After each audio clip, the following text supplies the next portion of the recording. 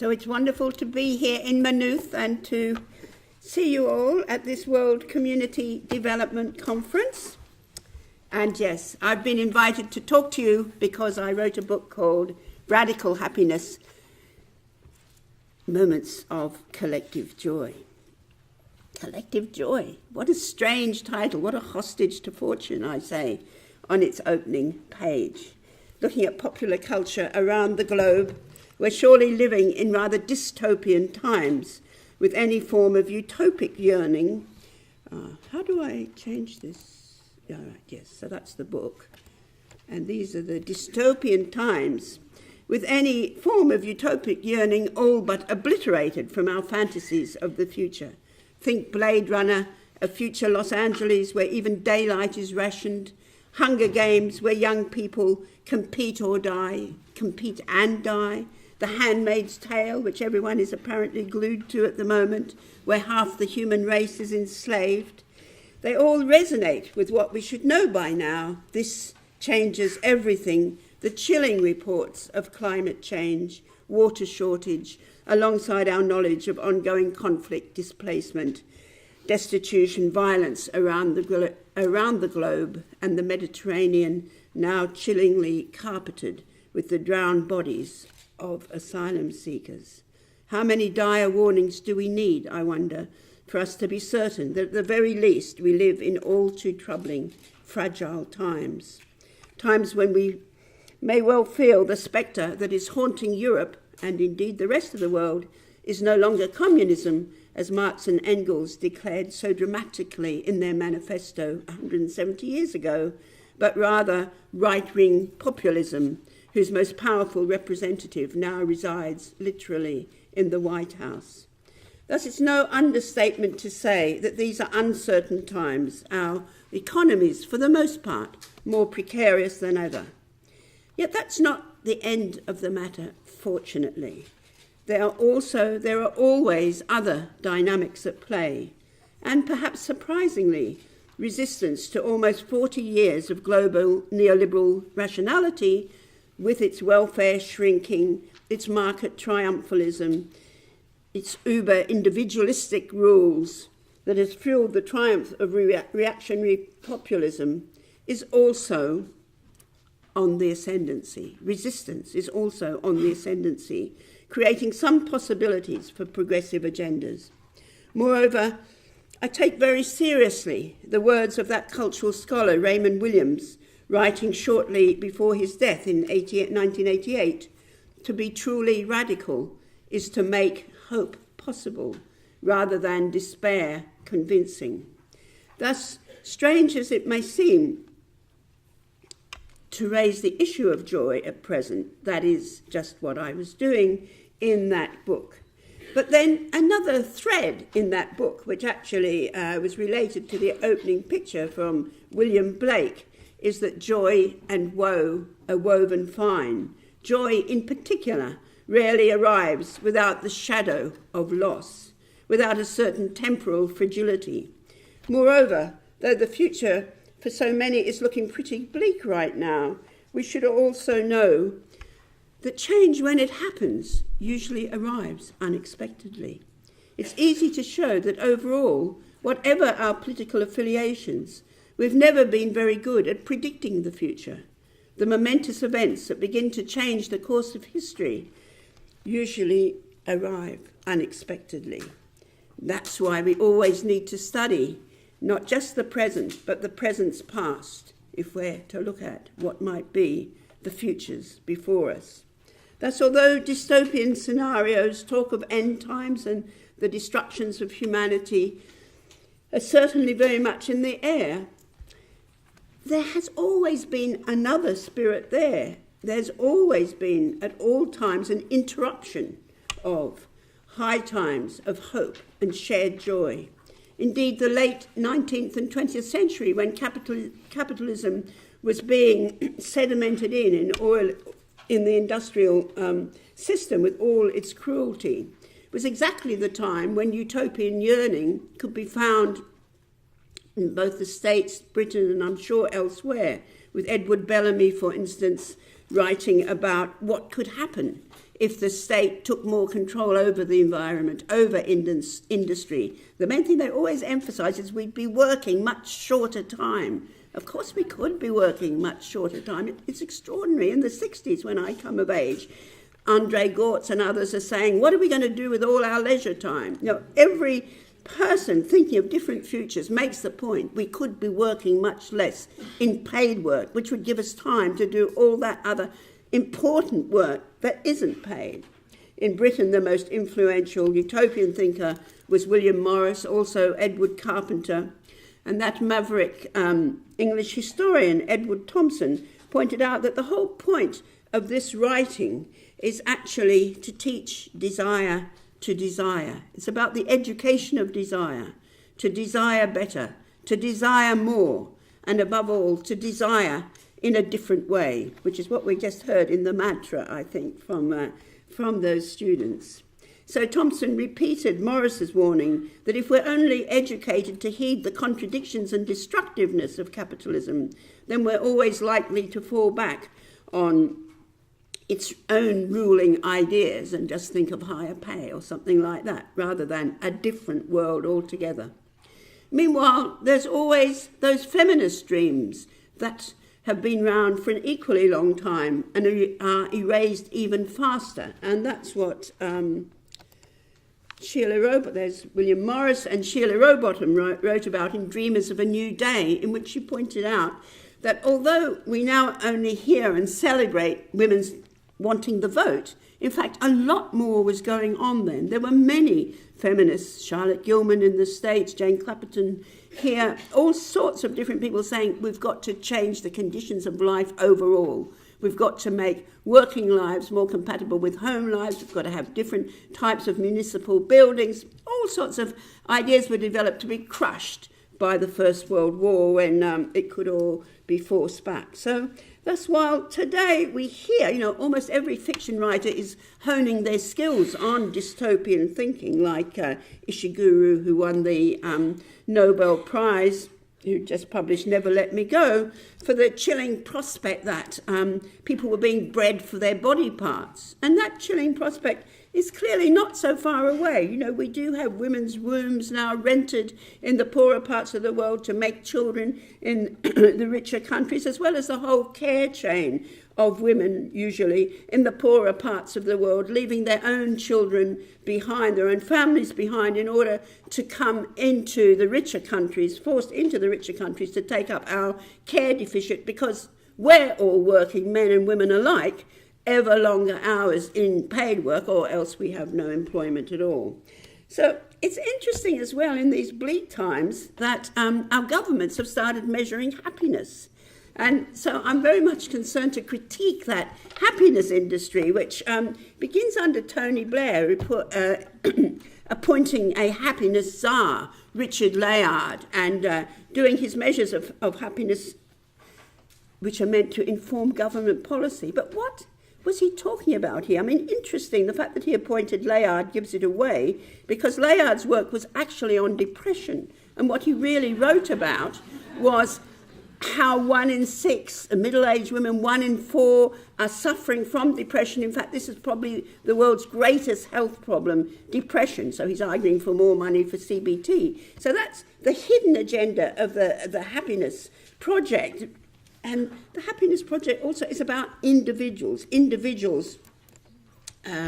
taking responsibility for their very own well-being as the state rolls back the resources to actually make our lives better, to actually enable women to have children and work outside the home if they want to. We're all being told that it's up to us to be happy. And what many people have pointed out, that happiness agenda can easily become simply a new form of social control. So in Pret-a-Manger or other places, you'll literally be, people will check on you to see if you're showing that smiley face. Or Barbara Ehrenreich wrote a book called Smile or Die, which she wrote when she had cancer. I could cope with the cancer, but I could not cope with being told that I had to think about being responsible for staying happy if I was to be better.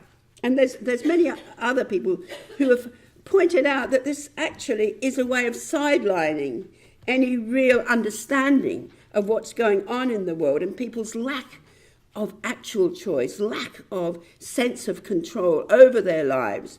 They can't get the homes they want. They can't have the jobs that they want. And that's what's just down the road from Richard Layard. Michael Marmot, an epidemiologist, points out in his work on health overall that it's all absolutely not just related to poverty. It is absolutely related to that, to unemployment, but to status generally, to people who feel they have so little status. And we all know the essence of neoliberal rationality is precisely to actually create the sort of competitiveness that tends to render us all feeling failures. So I try to rethink how should we really think about happiness? And I talk about how philosophers have found it very hard to say what happiness is. Hegel says the pages on happiness are the pages that are written white. But Aristotle, in talking about eudaimonia and so on, none of them talk about it as an inner feeling, but rather an engagement in the world, being able to be virtuous in the world, being able to have a sense of importance in the world. So that's the sort of thing that I'm stressing in the book, that we are never truly outside of the social world, even when solitary. And the happiness we have will always be greater insofar as we can share it. What Auden says is whenever we're happy, we wish we had a tail we could wag so we can share it with other people. And so that's why I also talk about joy. And talk, we can't just search for joy, but there are moments of collective joy. Unfortunately, in our society, those moments of collective joy are usually on the football pitch or watching the television or in festivals and places that you have to pay to get in. Whereas there are other types of joy that I'm particularly interested in, where we are able to have a sense of achievement together with others, that we have done something that we can be pleased about, which is what I think you probably all felt with the repeal legislation actually winning in the last vote. And it's also, it's why so many people have flocked to Jeremy Corbyn, despite all the criticisms of it. And it's why that well-known political writer Rebecca Solnit notes that the last decade may indeed have been nightmarish for so many, but it also saw the growth of new forms of resistance. By the way, that's all the depression that I was talking about. I often forget to change slides. And we're going to get onto this public joy that I write about in the book, while admitting that the populist right, of course, also tries to rely on collectivity, but their shared joy is always at the expense of blaming other people. It's the counter-democracy of the aggrieved. It's always, other people have taken advantage of us and we must now work for ourselves. The sort of left-wing populist joy is one which is always open and welcoming others in. So, those who feel most pessimistic probably agree with someone like Frederick Jameson, who says it's easier to imagine the end of the world than it is the end of capitalism as we know it. But I think this is why it's long been my view that it's equally important to keep on seeking out the broadest possible alliances, both with movements and what they achieve, and also with whatever is the most progressive mainstream politics at the moment, whether it's trade unions, whether it's in the Green Party, whether it's in the Labour Party. Or I don't understand Irish politics and I don't know how you choose between your two main parties, but seeking out alliances where they can be found, it seems to me, is always crucial, as well as paying attention to progressive movement politics of all sorts. Because what's genuinely exciting about the moment, it seems to me, is that despite and also because of all those shared anxieties we have at the election, for instance, of a demagogue and a reactionary populist as leader of the free world, as well as other right-wing demagogues coming to power elsewhere in Europe, in India, and so on, I sense a passionate interest in understanding exactly how and why this has happened. So I think today there's actually a greater engagement in politics than has occurred for a very long time. And in fact, it takes me back to the 1960s, late 1960s to 68, which I'm also busy talking about all around the place because it's exactly 50 years since 68, when suddenly, there is this upsurge of political hope and political engagement. So that's what resonates with all that I've been talking and writing about over the decades, attempting to stay in touch with what is progressive about the politics of the present, and especially also when it tries to bridge generational divides, which I think we do actually more than we have in the past. That's, by the way, me and a colleague at a housing demonstration. That's in Taksim Square, where they start hitting them with poison gas, and so they keep dancing wearing their masks. And then other forms of protest that we have seen everywhere as a reaction to the election of Trump, those pussy hats, the Me Too, Black Lives Matter. There's been a huge upsurge of movement politics, which I think, insofar as we're engaged with it, it helps us escape from that gloomy tyrant of ourselves, which we're always incited to pay ever more attention to. So in Radical Happiness, then, I'm saying that we renew our attachments to life through being able to engage with others, even when that engagement is to the real sorrows of the present. I mean, that's the situation in Palestine, for instance, which John Berger talked about.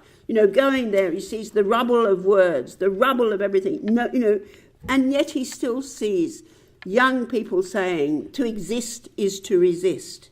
They are still resisting, despite the catastrophic effects of that resistance over there. So I'll just close, since I guess my 20 minutes is up, is it?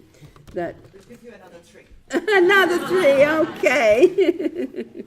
What else have I got here? Oh, yes, this is the generational divides. That's me in 10 years' time. Still out there, which I hope I'll be able to be. And when I was talking to Anastasia, she said, well, but some people can't resist, it can be really hard, and that's true.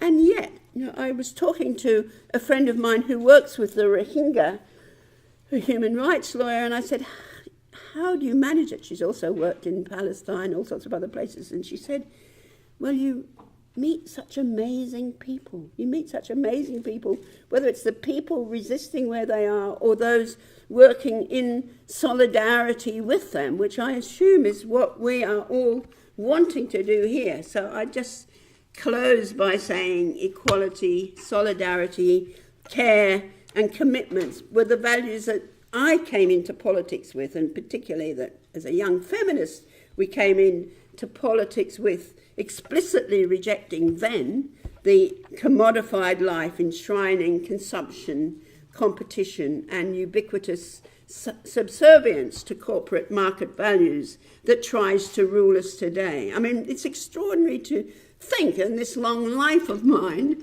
that we've ended up with a society which is exactly the opposite of the one we thought we were all working for.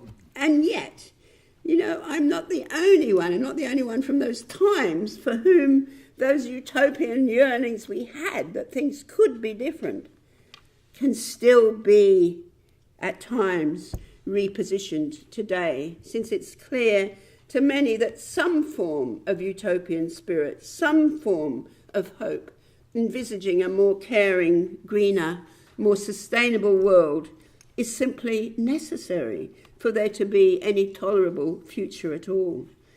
So we know what it means, that we'll all have to engage with efforts to change a world that so firmly impedes possibilities for greater joy in life. And at the very least, we have to refuse to abandon the desire to see such change, because that's what all our enemies want us to do. Okay.